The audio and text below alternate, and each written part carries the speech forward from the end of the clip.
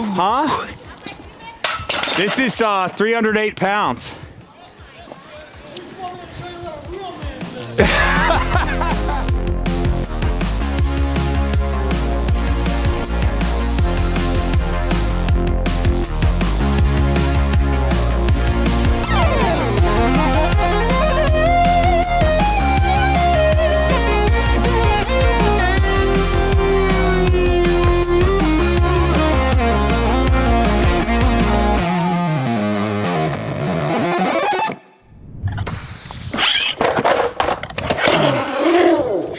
Excalibur.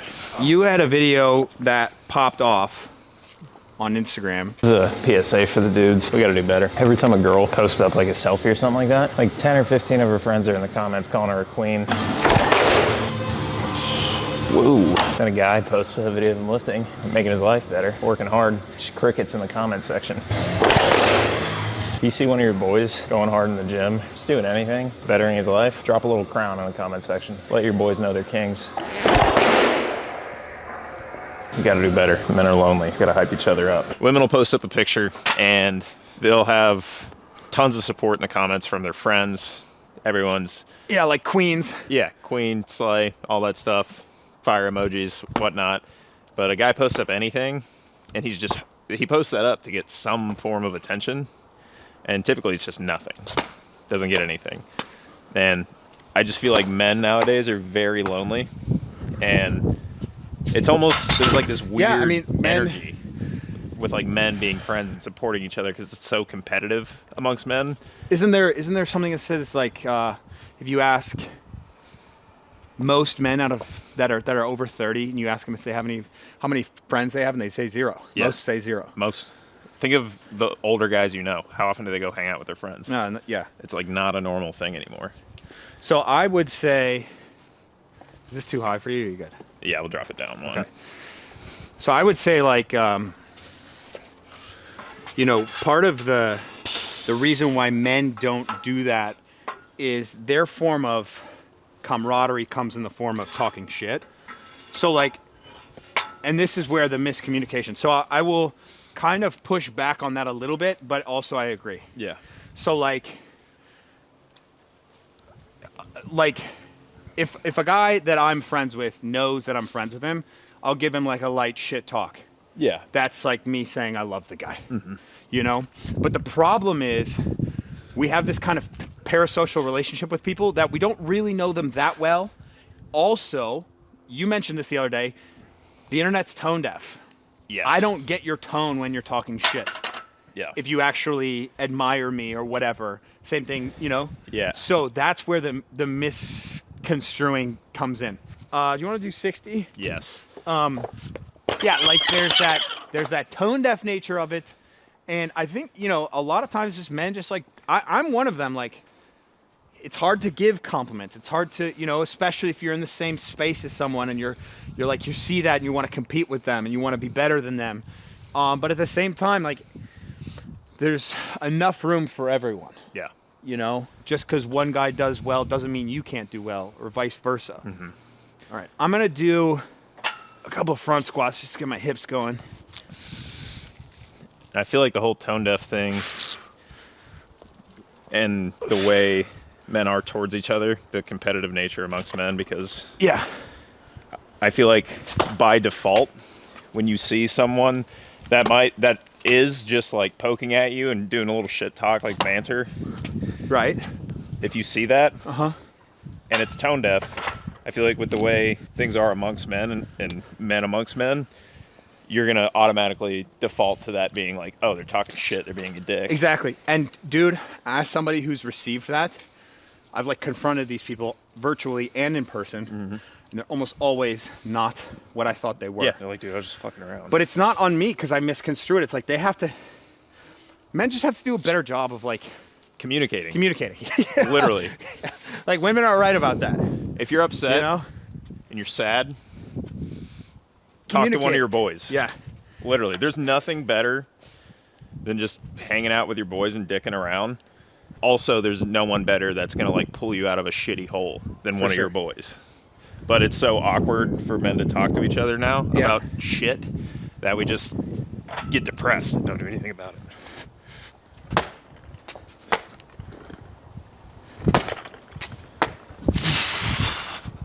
These actually feel good. I'm a very forgiving person, and I'm a very, like, I'm always rooting for people. So, like, dude, I could be in, like, the worst. I could hate someone, and if they confront me and we level with each other with communication, it's like all of it goes away. Yeah. I'm so, because I want to root for people. Like, men, like, if you want to coach somebody, if you want to get into coaching, and you have, let's say you have some sort of certification, it's really easy to get going because you just have to approach a friend and say, look, I got this certification. Let me train you for whatever amount, you know. You can be at my house. I can write the program for you. Just let me provide this service for you. And what you realize is, like, say that's another man. They're going to root for you to win. So they're going to be on board, and they're going to trust you, and they're going to want you to do well.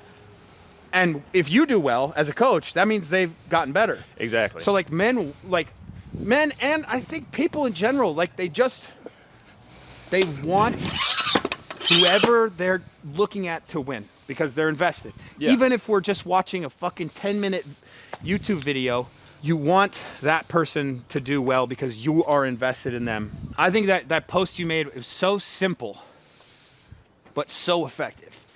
And it's crazy because it has well over 1,000 comments, and I'm just like, this is definitely inside of men. Men want to support each other. It's like we just need to speak about it and normalize it, and then it can be a thing. Bro, I might jerk 1,000 pounds today. Yeah, I'm gonna jerk. I'm gonna jerk 1,000,000. I'm a fucking legend. Just a dog. I gotta put my knee sleeves on here. I'm belting up for 90. Oh shit, that was only 90. I thought it was 110. I'm gonna jerk 500 pounds. Yeah. Why am I belting up for 90? Because I fucking want to, and that's it. For people watching, I like to front squat. Front squat and jerk because you can almost treat the initiation of the jerk as you would the initiation of a front squat. I think a lot of times people tend to look at a jerk dip as if it's something different than the knee and hip balance. They kind of get this really, like, springy, like they lift the bar up, come down fast, their tempo's really shit. Use the gravity of the bar, like the weight of the bar, to push you into the right spot. And you don't have to get there that fast. You don't have to get there that fast. It's gonna get you there faster than you think. So what I like to do is, with the front squat, I like ingrain the pattern of initiating the front squat. And then I do that again, but I just stop the bar. Yeah. And I drive. Yeah. So now I have a jerk. And I don't know if this ever happened to you, probably not, but for me, all of, like, my past 3 PRs in the jerk have come off the backs of front squat jerk workouts. Yeah. So I love front squat jerk. I know you think it's a beast of a workout too, but that is ultimately, I think there's a lot. I mean, people suck at the split jerk, and it's wild to me. It's, you know, it's the easiest yeah, it's the least of all this. Yeah. But I think the concept of putting the bar over your head makes people, or it just puts the idea out there that it's harder than the clean. Yep. It's not. You don't even have to, like, drive the bar that high. You just need to give it Because a fraction of a second of hang time. Yes. And then catch it. That's really it. Like, for just like basics here, all you're doing with the split is displacing your hips. So really, if you get the footwork down, you don't have to think about really getting underneath because the displacement happens here. Yeah. Like, so I think as long as I have a solid dip, I just go. And then because I've worked on footwork so long, bang, it happens. Yeah. You know? Easy. You know?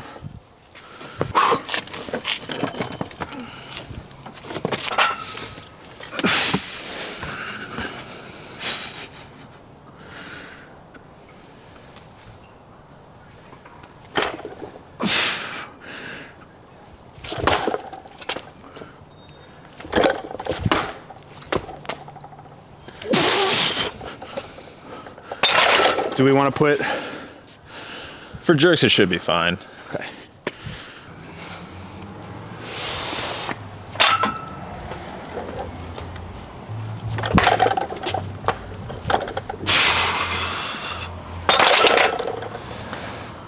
You gotta give, the standard. Howdy, neighbor. Welcome to Texas. Welcome to Texas. All right, let's do 120. Okay.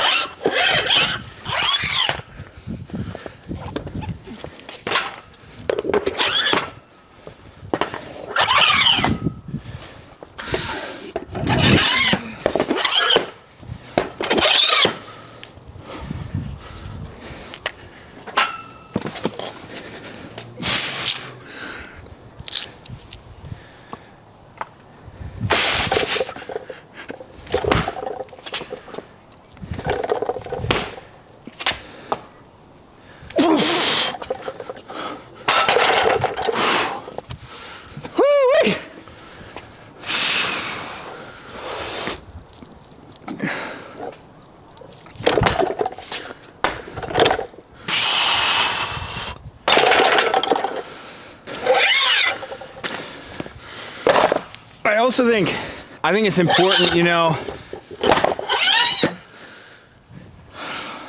so many different topics we talk about, like the binary is always what's important, right? Yeah.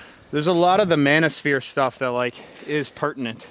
And there's things that I believe, if those things can help someone, if it can help a man in particular get to the gym, have better habits, so on and so forth. Yeah, it's a win. It's a win. But if it in place leads to any sort level of misogyny, which I've seen displayed on video, yeah. Then it's fucking bullshit.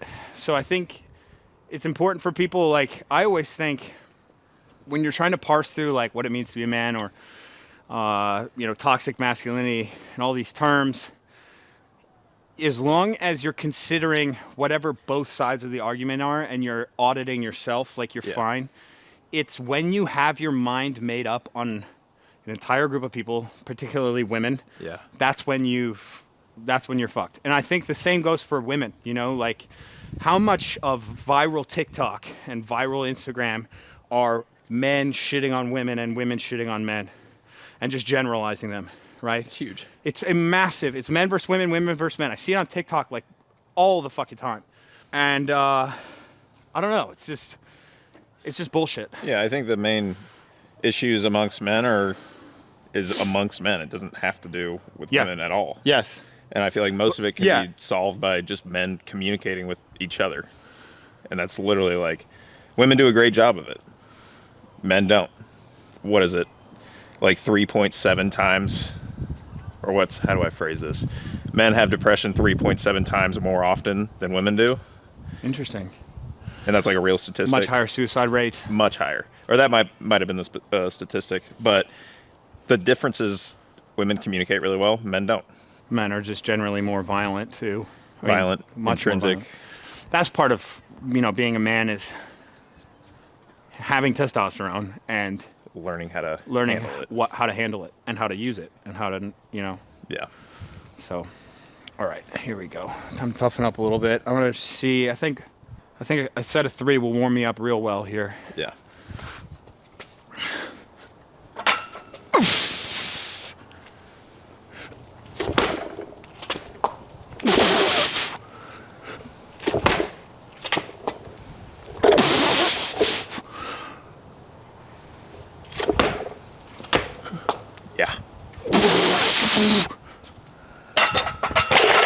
Oh yeah, baby.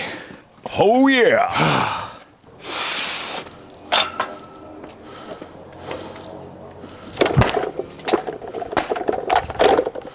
Nice. Pretty good.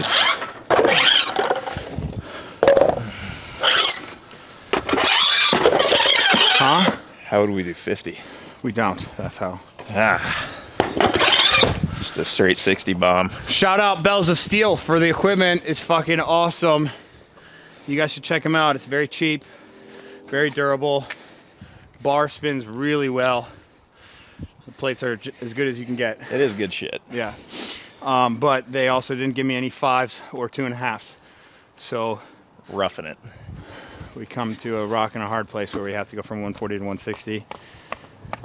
It's gonna be a battle. It's all right. You just got to turn on the jets for one. Yeah. I kind of like those. Really good warm up, thorough warm up, and then a big jump. Yeah. That's how I do clean and jerks, or how I used to. Now I just literally my clean and jerk sessions are 5 total lifts. Yeah. Let's go.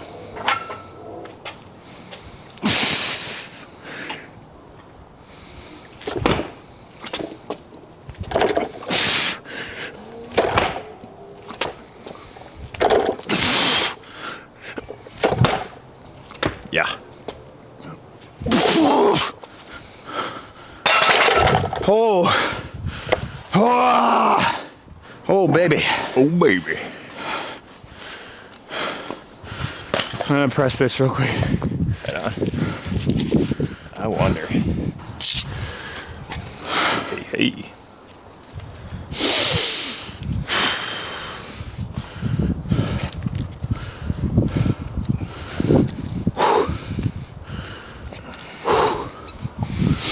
This Onyx wrist strap's got some utility. Man, split jerks fire you up, man. Like, it's a different animal doing a split jerk workout. Yeah, and it's like the bringing the bar down just hammers my upper body, man. Howdy neighbor moment. Howdy neighbor. Neighbors are watching. Can't miss now.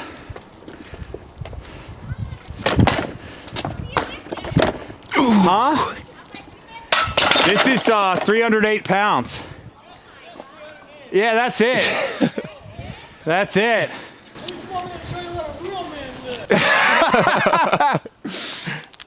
What a howdy neighbor moment. I know, there. that was a pure howdy neighbor moment. That's like, That's as that's howdy what this is neighbor as all it about. gets. That's what, like, seriously, we've been dreaming of this moment for a long time now.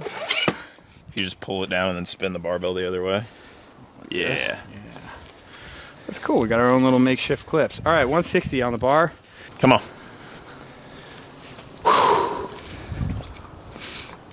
Let's go. Come on.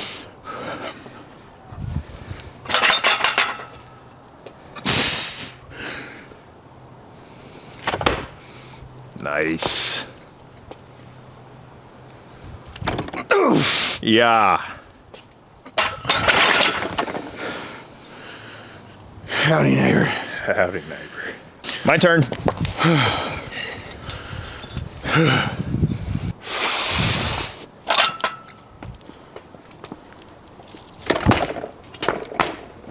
Yeah. Yeah. All right, that is the session. Thank you guys so much for watching. We'll see you in the next Lift Companion. Peace.